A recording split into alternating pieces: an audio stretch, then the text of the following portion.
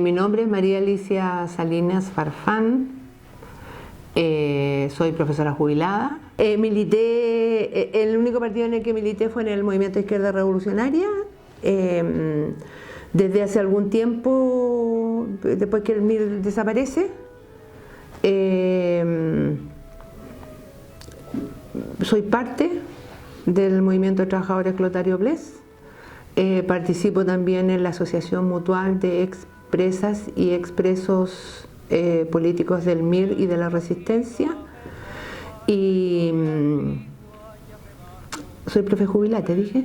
¿Sí? Ya. Y soy artista.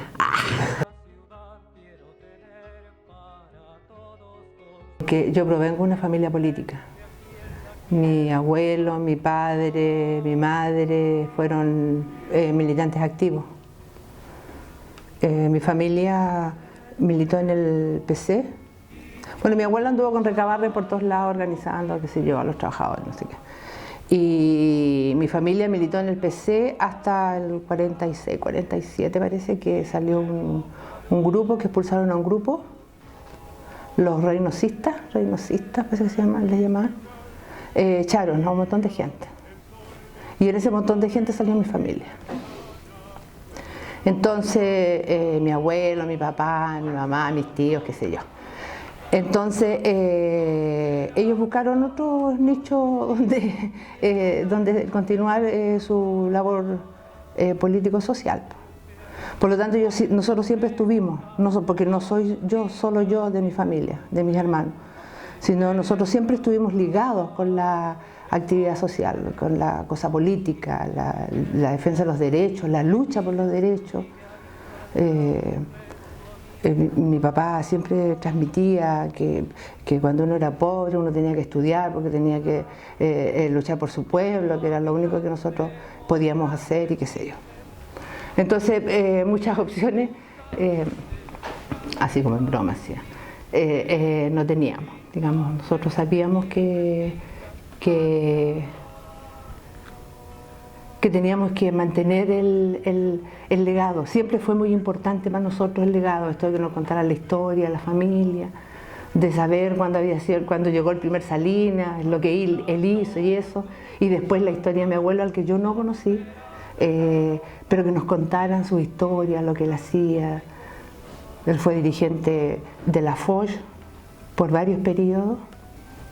Mi padre fue dirigente de la NEF por varios periodos también y fue dirigente de la CUT. Era dirigente de la CUT cuando vino el golpe. Entonces eso siempre fue muy importante para nosotros. Nosotros siempre estuvimos relacionados con esta actividad, o sea, las grandes huelgas de la época de los 50, 60, nosotros también fuimos parte. No sé, pues nosotros siempre nos acordamos con mis hermanos cuando teníamos que ir a almorzar, y yo le cuento a mis nietos también, pero cuando para el Papa, uno de los paros de la salud, mis padres los dos trabajaban en la salud, estuvimos, una de las huelgas grandes, estuvimos como 2 meses que teníamos que ir a almorzar al local de la FENAT o ir a almorzar a los hospitales donde ellos trabajaban. Después del liceo nos íbamos, o el colegio nos íbamos a esos lugares, ahí comíamos, incluso en una Navidad, una fiesta así como importante que la pasamos también en esa situación, en una huelga. Nos celebraron y recibimos regalos, qué sé yo, toda esa cosa. Entonces siempre estuvimos ligados a eso. O sea, por eso yo digo, no teníamos como muchas otras opciones. Siempre. Para nosotros, para todos nosotros ha sido muy importante, para mí sobre todo, eso de sentir como que hay una historia que no se puede olvidar y que no puede quedar perdida,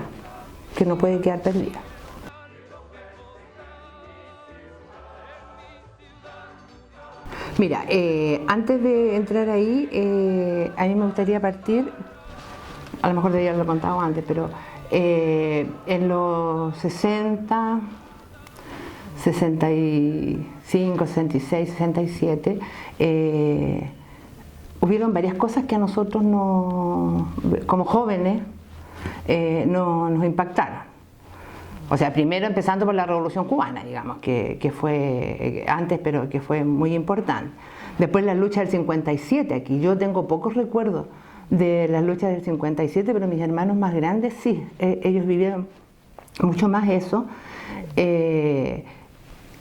Y después ya más en los 60,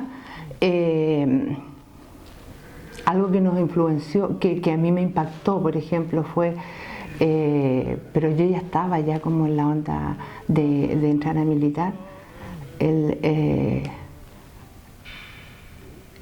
mayo 68,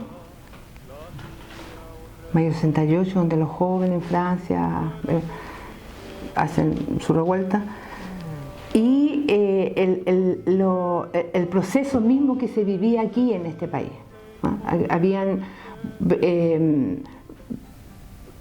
Había un nivel de organización de los trabajadores y de movilización, ¿ah? que invitaba a nosotros, que teníamos como relación con la cosa política, como que te invitaba a participar, era algo que te atraía.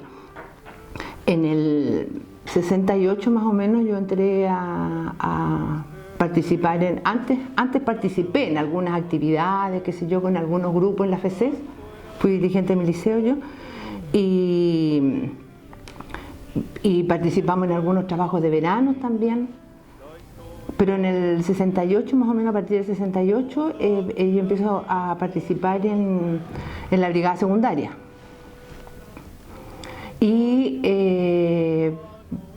Y eso como que produce un vuelco en mi vida, o sea, esto era como seria. Me tocó conocer compañeros como el Chanfró,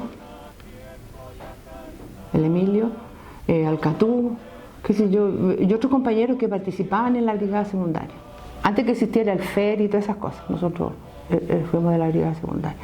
Entonces ahí yo inicio como mi participación más consciente, más de opciones, donde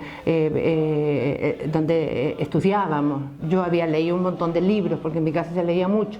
Había leído El Quehacer y qué sé yo, el 18 Brumario, que era como una cosa así, la lucha de clase en el 48, esos libros que estaban en mi casa, digamos, yo los había leído casi todos. Pero ahí empezar a estudiar, o sea, a desmenuzar un libro, ver qué servía, qué podíamos tomar, lo que tenía que ver con la organización, lo que tenía que ver con los distintos sectores sociales, lo que tenía que ver con la propaganda y todo. Entonces, una cosa así como más seria. Y eso está también como muy relacionado con el periodo, como te decía, el periodo que se estaba viviendo, o sea, el 69, se acercaban las elecciones, había un avance, yo no diría resurgir, pero había un avance en el movimiento de masas que se venía desarrollando de mucho antes, o sea, habíamos tenido un Alessandri que había hecho, muy a su pesar, algunos avances en los sectores más atrasados con respecto a la Alianza para el Progreso. Después viene Frei, donde está obligado Frei por la situación del movimiento de masas a impulsar la reforma agraria. Y había toda una ebullición, así la gente estaba como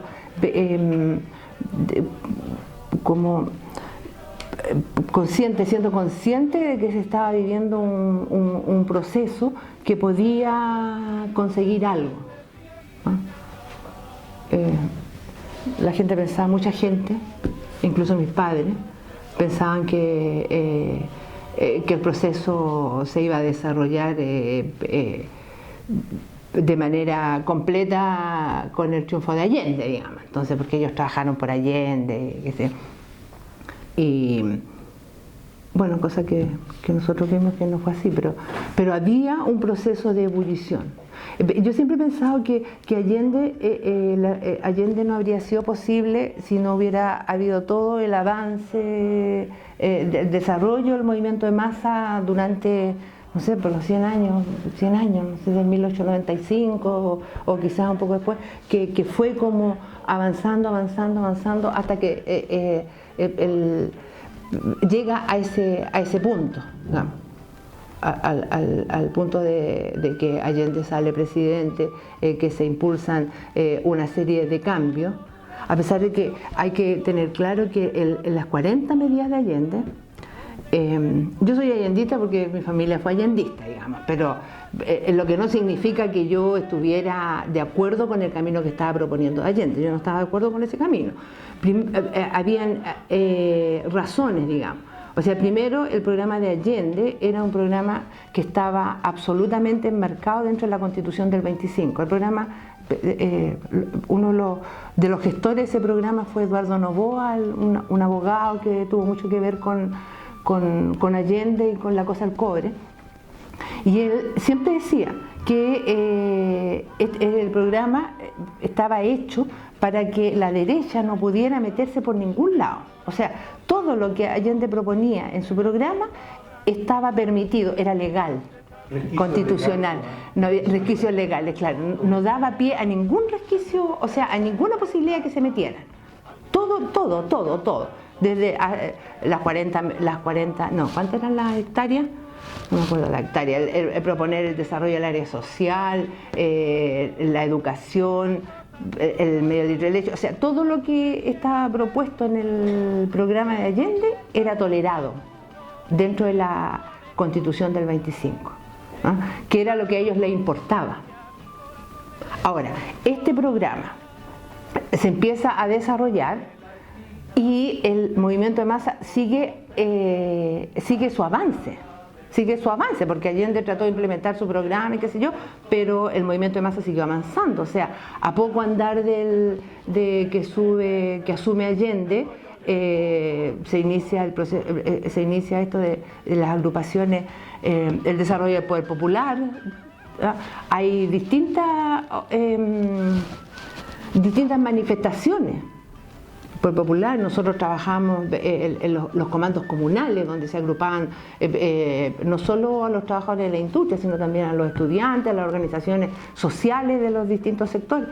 Esa era la línea nuestra en los comandos comunales, ¿ah? Pero independiente de eso, los cordones industriales van adquiriendo cierta fuerza y tienen después alguna relevancia, digamos, que además es lo que más se rescata en términos de la actividad, y yo lo puedo entender porque tiene que ver con la organización propia de los trabajadores, ¿no?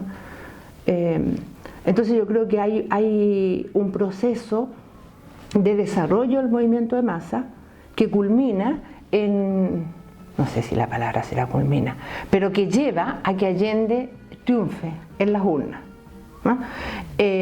Allende implementa su programa,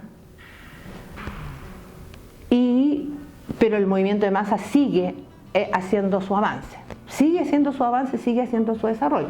Hay historias, por ejemplo, que a mí me tocó conocer en ese periodo, en el trabajo campesino, por ejemplo, el nivel de organización y de desarrollo que lograban los trabajadores en ese momento. O sea, yo participé en la conformación de un comando comunal en un sector, en una provincia, y te digo, nosotros de repente nos quedábamos así como cortos en términos de las posibilidades. Uno después dice, ¿cómo con todo ese avance que hubo no fue posible, digamos, impedir el golpe? Pero lo que te quiero decir es que el movimiento de masa siguió desarrollándose. Esta otra situación que a mí también siempre me impresionó mucho, que es cuando ya en el 72, cuando ya habían las fábricas habían una serie de fábricas intervenían de la área social con un interventor y con participación de los trabajadores. Pero no era solamente el control de los trabajadores, sino que había una participación del gobierno, porque se suponía que para que no la derecha no se levantara, ahí estaba la legalidad, digamos. Ya.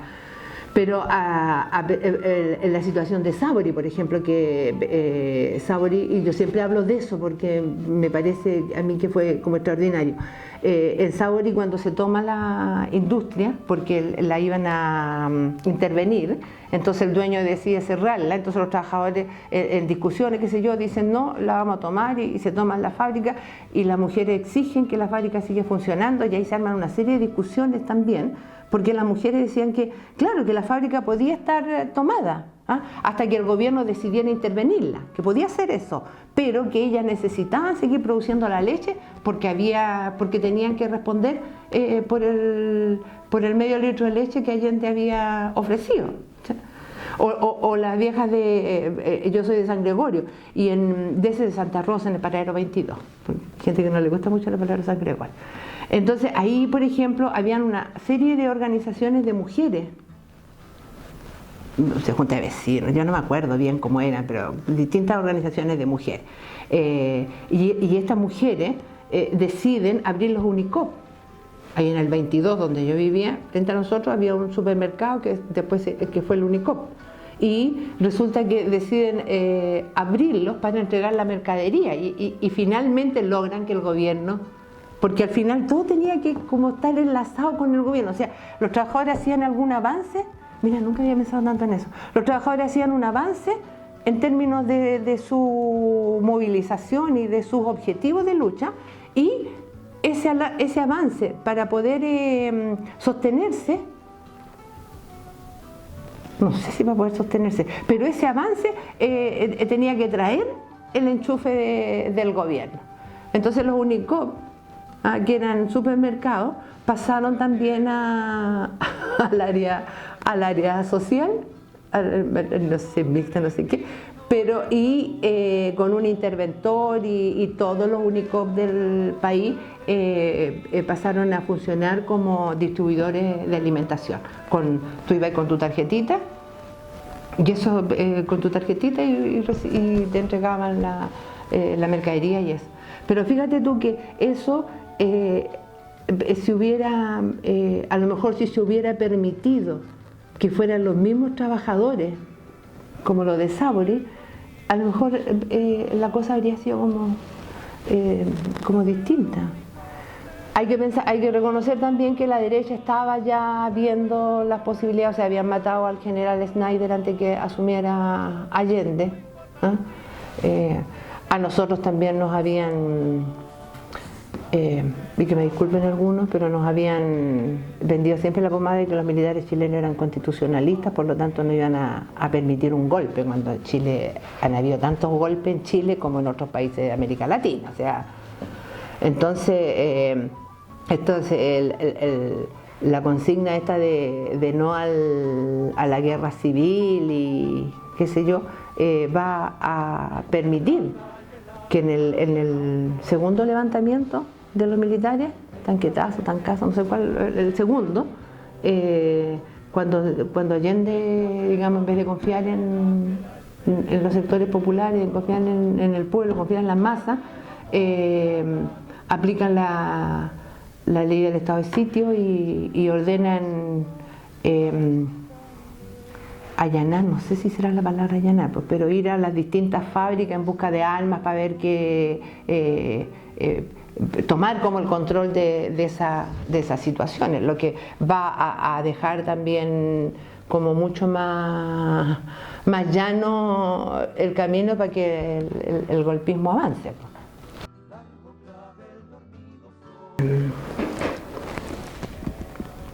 Fíjate que mi padre había estado preso en el 57, 56, 57. O sea, mi padre había estado preso en ocasiones anteriores.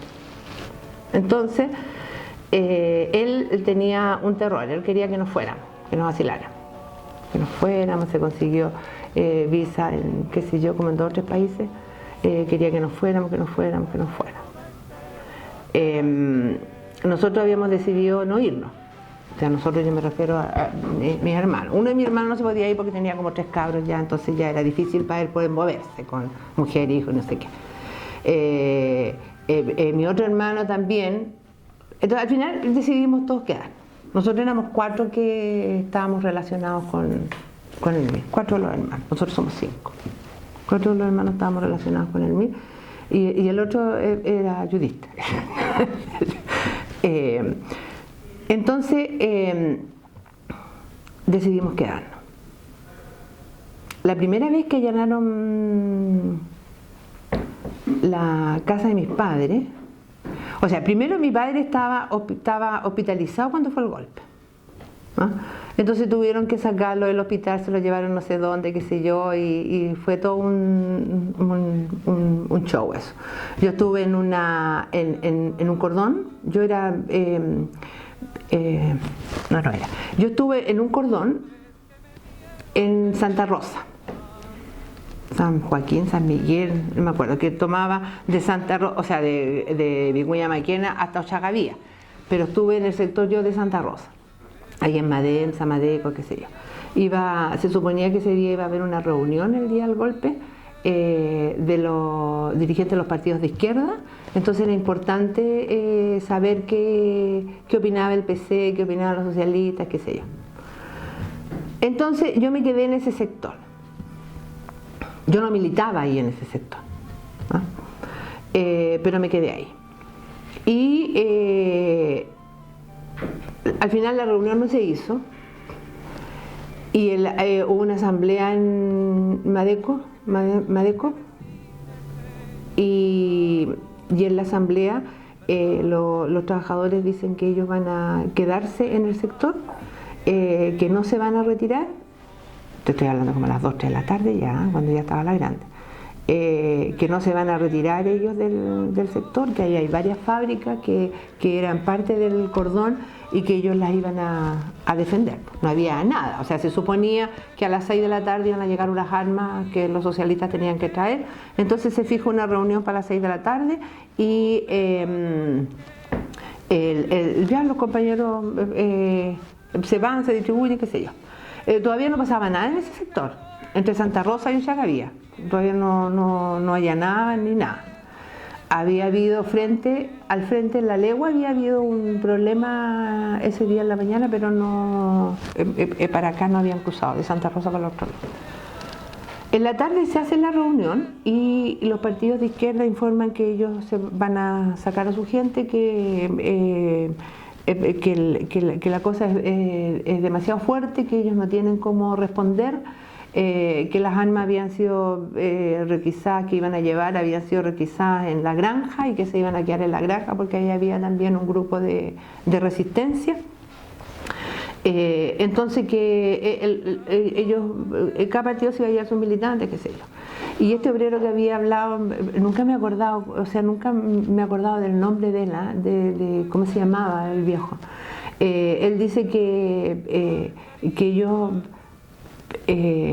no se van a ir, que ellos son los dueños de esa fábrica, que ahí están su vida, su sobrevida, qué sé yo, y que ellos se van a quedar. Y que los partidos que quieran irse se pueden ir, que ellos no los necesitan. Entonces un grupo decidimos quedarnos ahí, en ese sector. Y nos quedamos. Ya.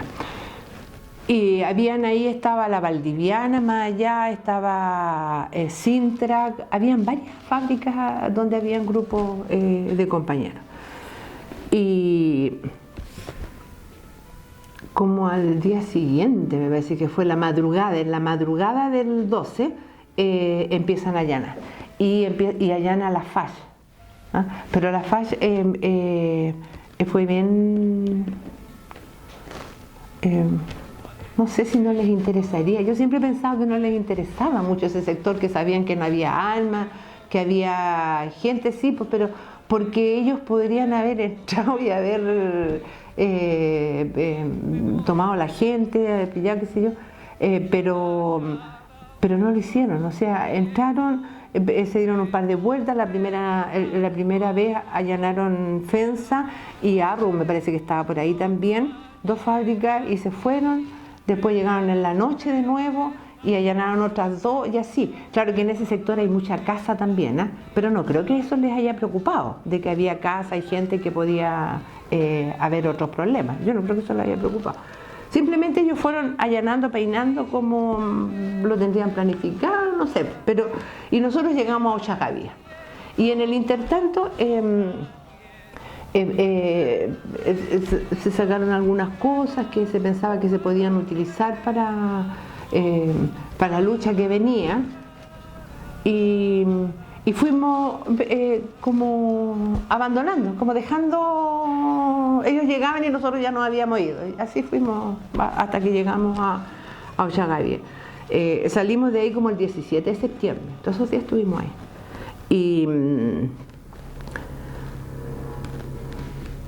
Y ya, pues, yo traté de comunicarme con mi familia para ver qué había pasado. En un primer momento nosotros no tuvimos problemas represivos. A mi papá lo buscaron, pero como no lo encontraron, y mi papá no era tan importante tampoco, era dirigente de la CUT, nomás de la NEF, de los trabajadores de la salud. Pero ahí estaba enfermo, había estado con permiso porque estaba enfermo. Entonces yo volví primero a mi casa. En eso yo con mi mamá, después trajeron a mi papá, estoy hablando de fines del 73, qué sé yo, y estuvimos como tranquilos hasta que empezaron a buscar a uno de mis hermanos. Entonces empezaron a buscar a uno de mis hermanos, qué sé yo, y llegan a allanar la casa. Allanaron, rompieron todo, ya, no lo encontraron. Le dejaron un teléfono a mi papá y le dieron plazo de que si no se entregaba, entonces lo iban a ir a buscar a él o a mí, qué sé yo, no sé qué, ya. Bueno, y de ahí tuvimos varios golpes represivos, allanaron la casa varias veces. Después de la segunda vez yo me fui, porque en realidad era complicado, mis padres también tuvieron que salir de la casa en ese periodo. A uno de mis hermanos lo fueron a buscar a la universidad y a él le alcanzaron a avisar de que se lo iban a llevar, o sea, lo iban a ir a buscar ese día, qué sé yo. Él estudiaba fuera de Santiago, y él llegó ese día en la noche a Santiago, a la casa de mis viejos. Él tenía a su compañera también y tenía una guagua.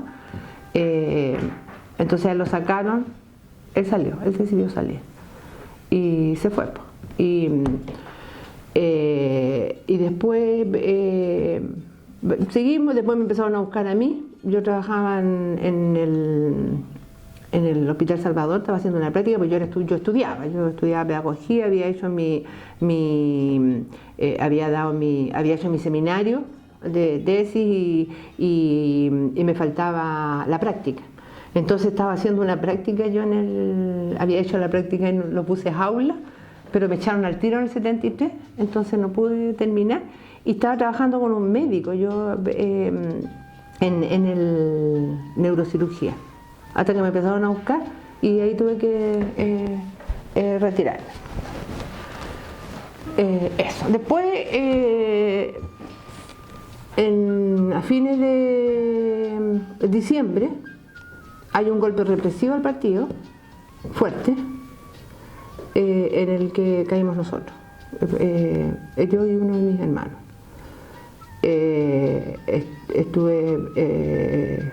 Yo estuve varios días en Grimaldi, estuve con varios compañeros que están desaparecidos.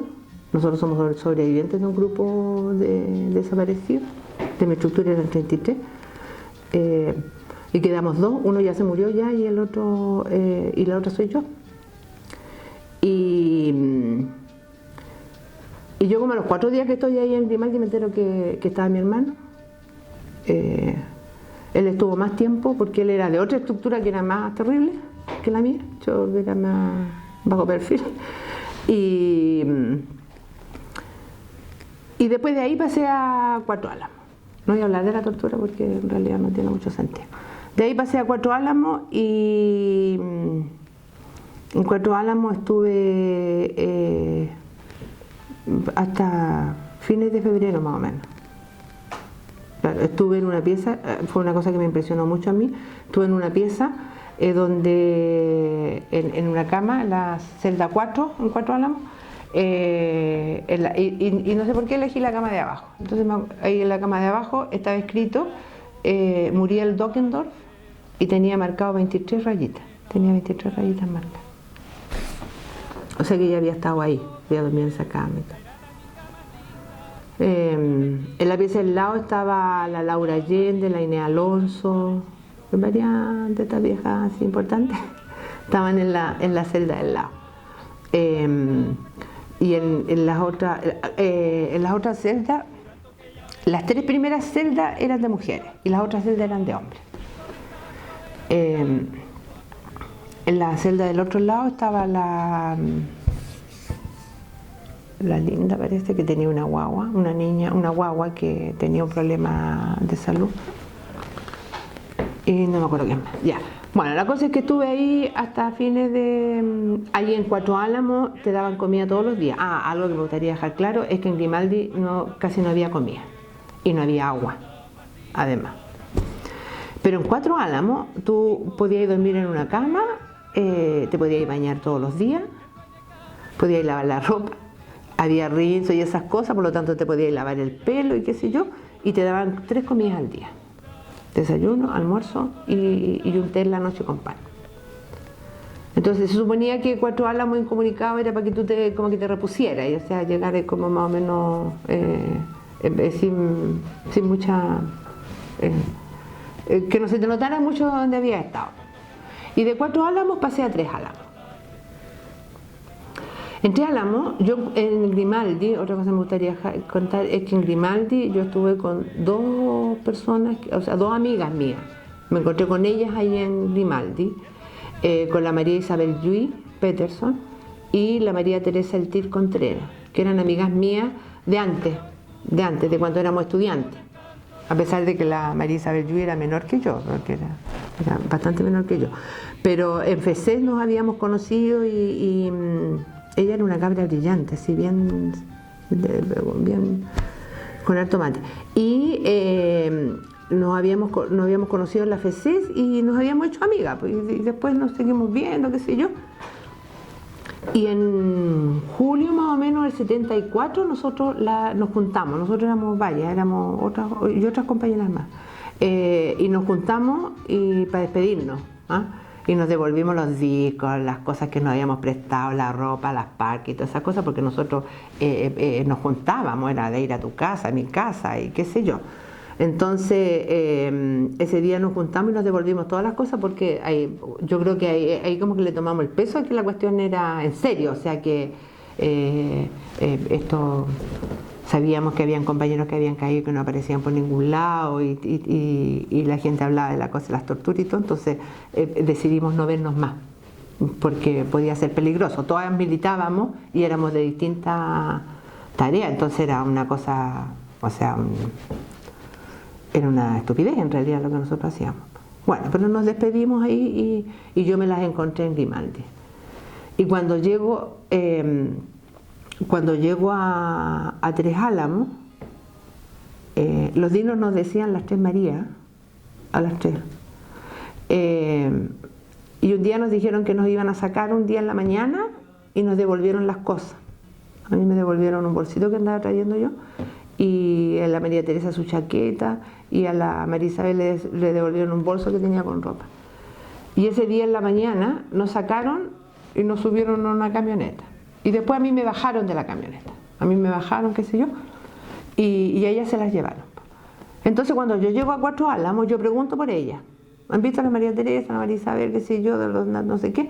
Y no estaban, nadie la había visto. Y cuando llego a Tres Álamos, lo primero que hago también es preguntar por ellas, y nadie las había visto. O sea, ellas nunca llegaron, están desaparecidas estaban. Tres Álamos era otra cosa. Ahí ya era como, primero ahí uno tenía derecho a visita. Podías ver a tu familia, podías trabajar, podías hacer cosas, qué sé yo. Y uno estaba, o sea, había un horario en que se despertaba en la mañana, pasaban la lista, después el desayuno, después el almuerzo, después de la tarde un té de nuevo con pan, y en la noche que nosotros nos encerraban como a las 9 y cortaban la luz como a las 10:30, 11, nos cortaban la luz. Entonces, pero nosotros en ese espacio igual nos organizamos, teníamos una carreta donde se distribuían los alimentos y todo lo que nos llevaban, porque la idea de la carreta era de que los familiares siempre te quieren llevar comida, porque piensan que uno pasa hambre y todo eso. Entonces siempre te quieren llevar las cosas ricas que a ti te gustan y todo. Entonces nosotros siempre pedíamos lo mismo, todas. O sea, suponte tú el miércoles, y aceptábamos que nos llevaran comida una vez a la semana, nomás el puro domingo, o sábado parece que era la visita. Entonces nosotros pedíamos, ya, esta semana vamos a pedir, no sé, huevos. Y todas pedíamos huevos, ya. La otra semana pedíamos, no sé, tarros de pescado. Y todas pedíamos tarro de pescado. Entonces la semana comíamos, todo lo complementábamos con pescado. Y la verdura siempre pedíamos tomate, porque siempre yo, que la verdura, entonces siempre tomate, tomate. Entonces comíamos el pescado con tomate, los huevos con tomate, comíamos todo con tomate. Y tratábamos de organizarnos de esa forma, para que todos pudiéramos tener una alimentación así como balanceada y no fuera tan costosa para los familiares. En eso, cada una ahí, cuando yo llego, todavía quedaba gente que venía del Estadio Nacional y de la monja, de la cárcel, de esa cárcel que está ahí en Vicuña Maquena, nunca sé cómo se llama, pero ahí el COF que le llaman ahora, que ahí estuvieron muchas compañeras que del Estadio Nacional las mandaron para allá, y después a las que no dejaron libres las mandaron aquí a Cuatro Álamos. Ellas abrieron Tres Álamos, el pabellón de las mujeres. Entonces estaban ellas, y habían una serie de compañeras estudiantes, y había harta gente cuando llegamos. Pero, y lo que estaba organizado era la carreta y cursos. Hacían ellos, estudiaban historia, inglés y algo más estaban estudiando en ese momento.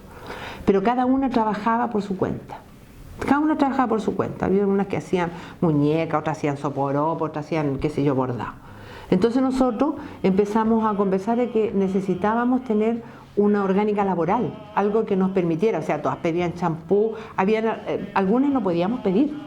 O sea, mis padres eran trabajadores y yo tenía otro hermano preso también y tenía hermanos con cabros chicos y qué sé yo, entonces no podía estar pidiendo tanta cosa. Además yo ya fumaba, por lo tanto mi prioridad eran los puchos. Mi prioridad siempre han sido los puchos. Entonces empezamos a discutir que nosotros teníamos que ordenar la cosa del trabajo, que teníamos que ser capaces, que por qué no producíamos todo, o sea, por qué no nos organizábamos, formábamos un taller, no me acuerdo si le llamamos taller, pero para producir todos en conjunto. Entonces ahí discutimos harto, querían que tejiéramos calcetines, entonces, pero ¿para qué no? Dejamos cosas que podamos vender, o sea, para que nos signifique trabajo. Además, como nosotros que estamos presas, nosotros que éramos de la onda vietnamita, de la cárcel tiene que ser una escuela. Entonces había que levantarse temprano, había que producir en el día, había que estar ahí, nada, de llevarse todo el día llorando, que pobre de mí, que es lo que me pasa, no. O sea, teníamos que asumir, o sea, que nos sirviera. Nosotros, yo creo que eso es bien importante, fíjate, destacarlo, esto de no sentirse víctima. Nosotros no éramos víctimas, nadie estaba parada esperando la micro cuando la detuvieron, ninguna de nosotros de los que estuvimos presos estábamos parados ahí esperando la micro y fue pura casualidad nomás que pasaron los días y nos tomaron, no. O sea, nosotros teníamos un proyecto político, queríamos cambiar esta cuestión, queríamos destruir esta sociedad y construir una sociedad distinta. Entonces, no podía ser que la cárcel pasara así como sin pena ni gloria y nuestros familiares asumiendo todo el costo de lo que eso significaba. Entonces, no, nosotros teníamos que organizarnos, ser capaces, así como queríamos mantener nuestra cabeza con la cosa del estudio y la lectura, entonces también teníamos que ser capaces de automantenernos, de autosolventarnos. Y logramos organizar el taller laboral, que yo creo que fue un éxito. El taller laboral funcionábamos en la mañana, de 9 de la mañana hasta las 2:30 más o menos, porque como a la 1 y tanto llegaba el almuerzo. Entonces, desde que te levantabas, tomabas desayuno, había que hacer las piezas, qué sé yo, ordenar sus cosas, y después a las 9 teníamos que estar funcionando en el taller. Y teníamos producción. En un comienzo los beneficios del taller se iban a entregar solo a las compañeras que eran jefas de hogar. Había muchas compañeras que tenían hijos, que eran que sus parejas estaban presas o que ya no estaban, entonces tenían que ellas asumir la responsabilidad de su hijo. Entonces ellas fueron las primeras. Y después, como nos fue bien, porque nosotros bordábamos vestidos, blusas, hacíamos cosas bordadas, tejíamos cosas a crochet, chalecas bonitas, qué sé yo, toda esa cuestión. Entonces primero la vendían nuestros familiares, después el Propaz y después la vicaría empezó a vender las cosas. Entonces nos iba muy bien. Entonces todos empezamos a recibir sueldo. En la tarde, en la mañana trabajábamos de 9 a 2:30 y en la tarde, en un principio no trabajábamos, pero después con toda esta cosa de mira la gente cómo está afuera, los trabajadores que tienen que trabajar como no sé cuántas horas y todo, entonces ahí decidimos trabajar también a la tarde. Y trabajábamos en la tarde de 3 a 6:30, 7, una cosa así. Entonces tratar de completar un horario. Y en un momento todas tuvimos sueldo. En la cárcel, ahí en el campo, nosotros en el campo en Tres Álamos éramos prisioneros de guerra, o sea, detenidos que no tuvimos derecho a juicio. A ninguno de nosotros se nos llevó a juicio. Los que iban a juicio estaban en las cárceles. Nosotros no tuvimos derecho a juicio. Estábamos detenidos por el estado de sitio y no sé qué, por la ley de estado de sitio, eso. Yo creo que la cárcel, que hubieron algunas dificultades y algunos problemas, pero creo que fue un periodo que nos sirvió a nosotros para poder rearmarnos de nuevo. Creo que nos faltó que nosotros debimos haber como revisado el daño que en el mate nos había causado la cosa de la tortura, pero con los apuros de la vida, éramos jóvenes, todo tenía como urgencia, ¿no? Nunca nos preocupamos de eso y yo creo que debimos en algún momento hacerlo.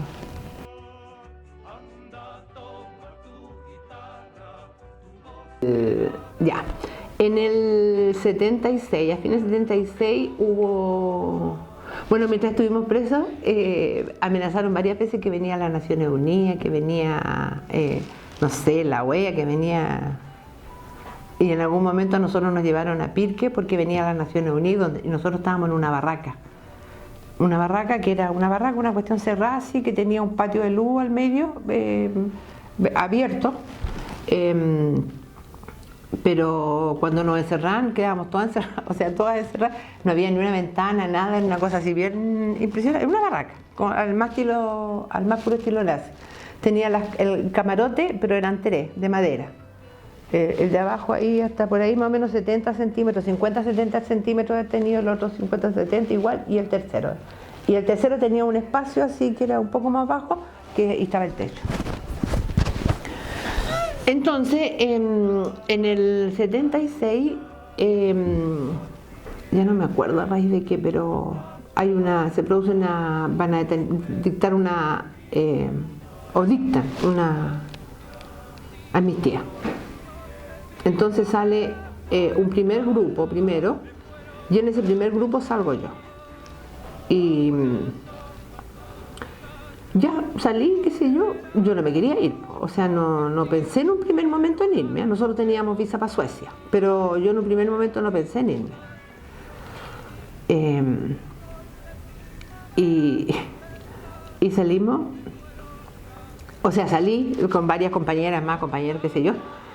Entonces, cuando estábamos en Tres Álamos, habían intentado sacarnos carnet de identidad y yo no quise sacar. Yo me negué a que me sacaran carnet de identidad, qué sé yo. Entonces, algunas nos negamos y no nos sacaron carnet de identidad. Entonces, cuando salimos, yo tenía uno que lo había tenido mi mamá y que era mío, y ese era el que yo manejaba.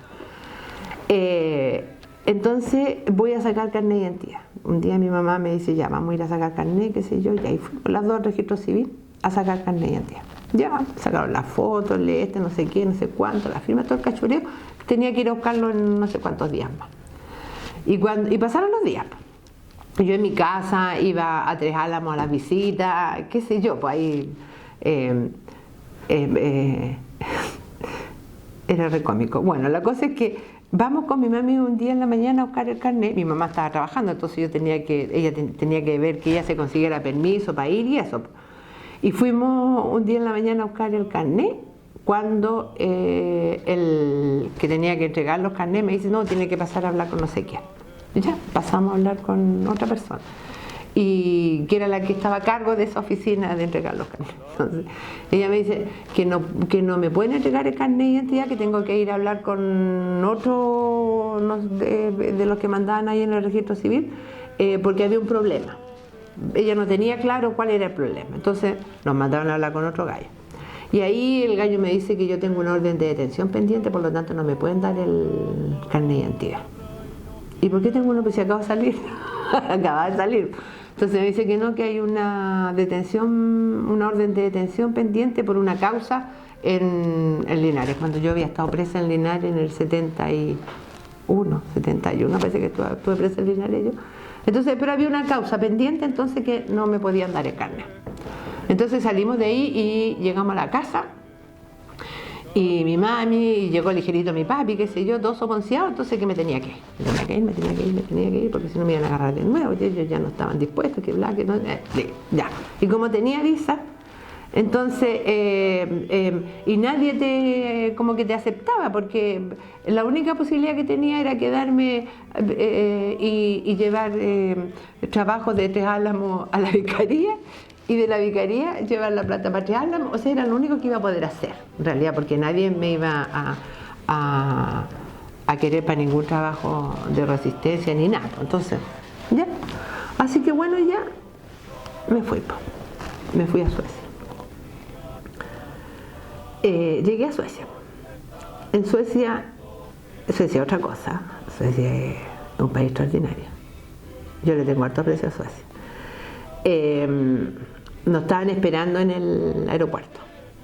De ahí nos llevaron a, no sé, a un hotel, a alguna parte, porque llegamos de noche, dormimos. Y al otro día en la mañana nos pasan a buscar, tomamos desayuno, nos pasan a buscar, éramos varios, porque yo me fui en un avión donde iban harta gente, unos para Francia, otros para no sé dónde, para todos lados. Y iba harta gente de las cárceles, o sea, de expresos también. Entonces, estuvimos en el hotel, qué sé yo, y al otro día nos pasan a buscar en la mañana, y la niña nos dice, ustedes las vamos a dejar en la estación central de Estocolmo. Cuando el tren llegue, suponte tú que tomamos el tren a las 8:30, 9, una cosa así, que lo tomamos a las 9, ya. Entonces dice, cuando sean las 12:30, el tren va a parar. Y ustedes a las 12:30, cuando el tren para, ustedes se bajan. No se pueden bajar ni a las 10, ¿y cómo se llama el lugar? No importa. A las 12:30 el tren va a parar y ustedes se bajan. Esa cosa fue impresionante. Entonces, ya pues nos subimos al tren, qué sé yo. Yo iba con una compañera que tenía un niñito, una de la familia de los Gallardos, la Isabel, que iba con su niñito chico, el negrito que le decíamos, y un argentino, parece, no me acuerdo quién más iba en el grupo. Entonces con la Isabel, qué sé yo, y con el niño, y ella iba con su guagua, pues entonces, ya, a las 12:30, a las 12 no se nos vaya a olvidar, que se re preocupado. Y de verdad, pues el tren paró como suponte tú, a las 10 en un lugar, después paró como a las 11:15 en otro lugar, y a las 12:30 para en otro lugar. Exacto. Y nos bajamos y ese era Alvesta, y ahí estaba y ahí nos estaban esperando. Entonces, cuando nos vieron llegar, qué sé yo, estaban la gente que estaba también en el campamento, los uruguayos, argentinos, qué sé yo, toda la gente ahí esperando a las chilenas, porque éramos varias mujeres, parece. Y llegamos ahí, pues. Y ahí estuvimos como 4 meses. Entonces ahí íbamos, lo único que hacíamos ahí era estudiar sueco. Íbamos al colegio en la mañana y en la tarde, estudiamos sueco, qué sé yo. La comida era terrible, terriblemente mala. Salíamos, dábamos unas vueltas, todo el mundo nos saludaba, toda la gente. Yo tengo muy buenos recuerdos de Suecia. La gente, en ese tiempo todavía había mucho socialdemócrata, entonces la gente, Chile, Allende y todo era. Nos invitaron de la televisión, de qué sé yo, recorrimos para no sé dónde, o sea, anduvimos en varias partes. Y después de ese tiempo, yo llegué a Suecia con un problema al corazón, de un rompimiento amoroso que me había sucedido cuando estaba en Tres Álamos. Entonces llegué ahí, qué sé yo, me dediqué a aprender el idioma, intenté regularizar, y en eso, al campamento llegan otros compañeros, qué sé yo, y nos toca decidir dónde nos vamos. Yo me voy a Gotemburgo, y yo andaba medio envalentonada ahí con otro compañero, en medio como enamorándome, y el compañero se va para Estocolmo, pero después yo me fui para Estocolmo también, qué sé yo, y de repente yo quedé embarazada y tuve mi hijo, y después vino la política de retorno. Entonces, en ese periodo yo conversé con los compañeros en el sentido se suponía que yo podía... estas cosas me complican a mí. Bueno, no, pues ¿cómo está contando esas cosas? Yo estaba de acuerdo con la política de retorno. Estaba de acuerdo. Yo sabía hacer algo, entonces se suponía que yo podía especializarme en lo que yo sabía hacer. Y para hacer eso yo podía andar con mi cabro chico colgando. Para hacer eso. Ya. Pero se dieron otras situaciones, qué sé yo. Yo asumo el retorno. Mi cabro queda en Suecia. Queda con uno de mis hermanos, estaba en Suecia también. Y el papá también queda en Suecia en ese momento. Ya. En el camino las cosas cambian un poco, pero yo retorno a Suecia,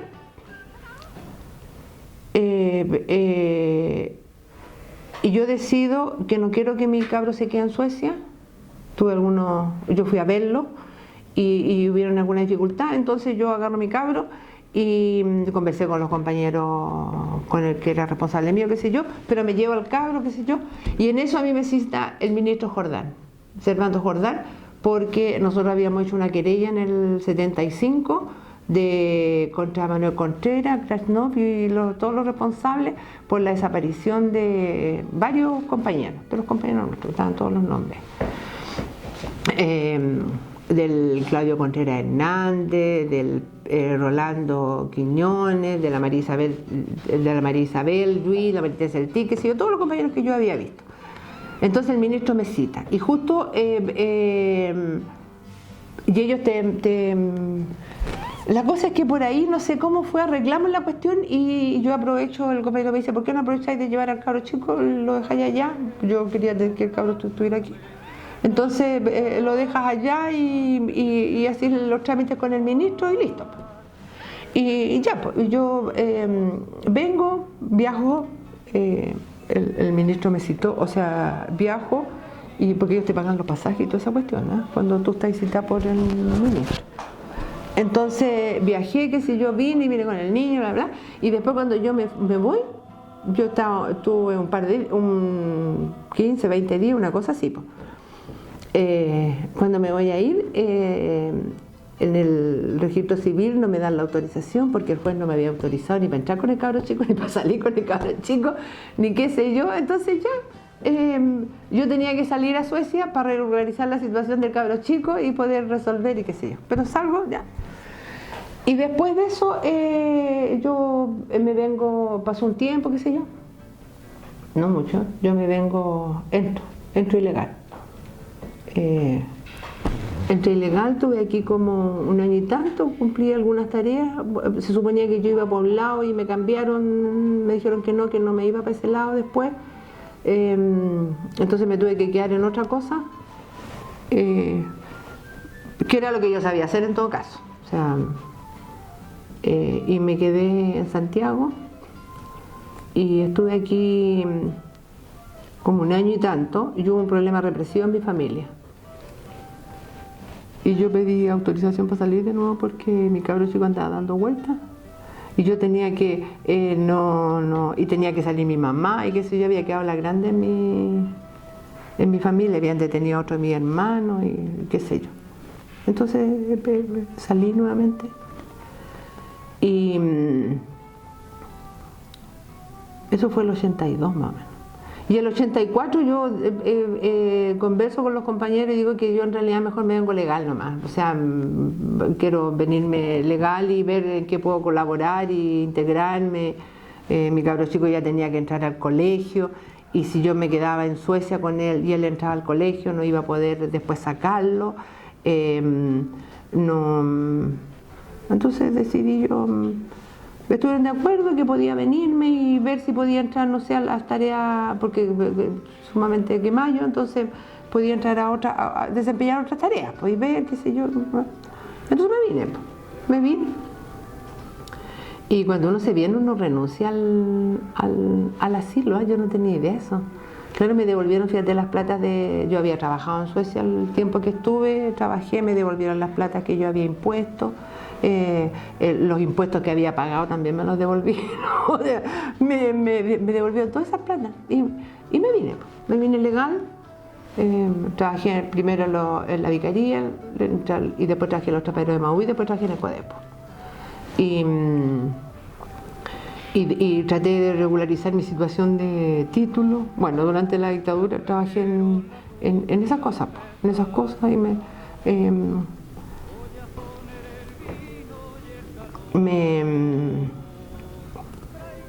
de repente el Codepo me echaron, cuando vino la división me echaron, entonces empecé a trabajar en educación y a ligarme con otra gente, o sea, con compañeros igual, pues entonces, qué sé yo, no sé, pues a ir visitar a los compañeros en la cárcel, tal, o sea, qué sé yo, otras cosas que igual habían, hartas cosas que se podían hacer y que uno... Después cuando fue la división de partido acá en Santiago, nosotros, o sea, cuando me echaron a mí al Codepo, le quitamos a harta gente a del ¿cómo se llama? Del grupo de Gutiérrez, el político, quitamos harta, o sea, íbamos a las reuniones y hablamos con la gente, creamos las brigadas de Nertume, que hacían rayados y qué sé yo, entonces la gente estaba media, o sea, no entendía mucho lo que pasaba y teníamos un diario también, nosotros sacamos un diario, una sección del Rebelde que se llamaba Dagoberto Pérez y hicimos varias, con otra compañera, hicimos varias cosas, viajamos hasta que nos conectamos con el partido, con los compañeros en Argentina y ellos nos reconectaron acá, qué sé yo. Y después ellos también nos echaron.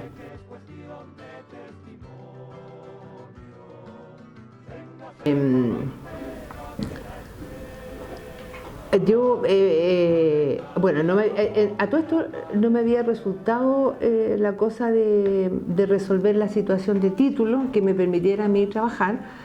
Por lo tanto, yo durante un tiempo era temporera de la educación. Por el mínimo tenía que trabajar de 3 meses antes de la vacación de invierno y después 3 meses más y en el verano y en la vacación de invierno tenía que trabajar en otra cosa y qué sé yo. Entonces, cuando fue la campaña del no, o sea, mira, hoy hay cosas que serían importantes. Mira, antes de que se forme la concertación y que los socialistas ingresen, como yo trabajaba en el Codepo, yo había conocido gente del MDP, o sea, yo conocía a mucha gente de la gente abierta, la gente que estaba quemada, que hacía trabajo público. Entonces se produjeron varias discusiones por la cosa cuando se decide terminar con el MDP, que era el Movimiento Democrático Popular, que agrupaba a los distintos sectores de izquierda. Porque era un referente, el MDP era un referente para muchos sectores populares. Y los socialistas deciden que tienen que terminarlo porque no que ellos se van a arrestar, sino que se tiene que morir, así enterrar el MDP para que ellos puedan entrar a la concertación. Y bueno, y ahí hubieron mucha gente de las derechas de esos partidos que estuvieron de acuerdo, ¿ah? hubieron varias discusiones, incluso nosotros tuvimos discusiones con algunos compañeros que eran partidarios de que el MDP se cerrara. Nosotros pensábamos que podía ser como algo que mantuviera unificado, porque no había ninguna certeza de que con la concertación primero se iban a resolver los problemas, iba a terminar la constitución de la dictadura, que se iban a terminar la AFP, que iba a terminarse con el lucro en la educación, que se iban a preocupar de la salud pública. O sea, no había ninguna garantía de que eso iba a pasar. Por lo tanto, había que tener algo que permitiera a los grupos de izquierda que existían y que estaban todavía trabajando, que pudieran como aglutinarse. O sea, que no fuera a hacer después lo que pasó, esta como diáspora, así como los montones de grupos que surgen después, o sea, como una última derrota, no sé si una última derrota, pero como una derrota ideológica, político-ideológica que cercena a esas mismas agrupaciones. Pero no hubo acuerdo, qué sé yo, entonces el MDP se terminó, ¿no? Y la gente toda feliz. Era impresionante después que triunfa el no, la gente salió a las calles, abrazaban a los pacos, era una cosa impresionante. La gente de verdad creía que esta cuestión iba a cambiar. Pero no fue así. O sea, la concertación y posteriormente sus entuertos, la nueva mayoría y después no sé cómo se llama ahora, lo único que hicieron ellos fue fortalecer el modelo de Pinochet. O sea, Pinochet inició, el gobierno de la dictadura, iniciaron las privatizaciones, hicieron sus negocios para iniciar las privatizaciones, el agua, la luz, qué sé yo, pero el que culmina esas cosas fue la concertación. O sea, incluso Frei y después Lago, porque el Elwin no sé qué tanto. Entonces, ellos han sido administradores y han fortalecido este modelo, ¿no? O sea, en los primeros momentos, y además, que yo creo que es la gran responsabilidad de los socialistas, de los comunistas y de muchos exmilitistas que fueron parte del gobierno y que todavía están ahí, de estos gobiernos, que lo que ellos hicieron fue atomizar el movimiento de masa. Yo ya no estoy hablando de los partidos ni de la orgánica, estoy hablando del movimiento de masa. O sea, de ser luchadores sociales, la gente pasó a ser delincuentes subversivos. Entonces hay todo un cambio en el discurso y en el actuar también. O sea, antes reprimía la dictadura, ahora reprimían ellos. O sea, eran los mismos. Entonces, esto fue un cambio de administrador, ellos han seguido facilitando. O sea, imagínate lo que hicieron ahora con la cuestión de Soquimichi, o sea, y no está el Pinochet, ni fue Piñera, o sea, son ellos.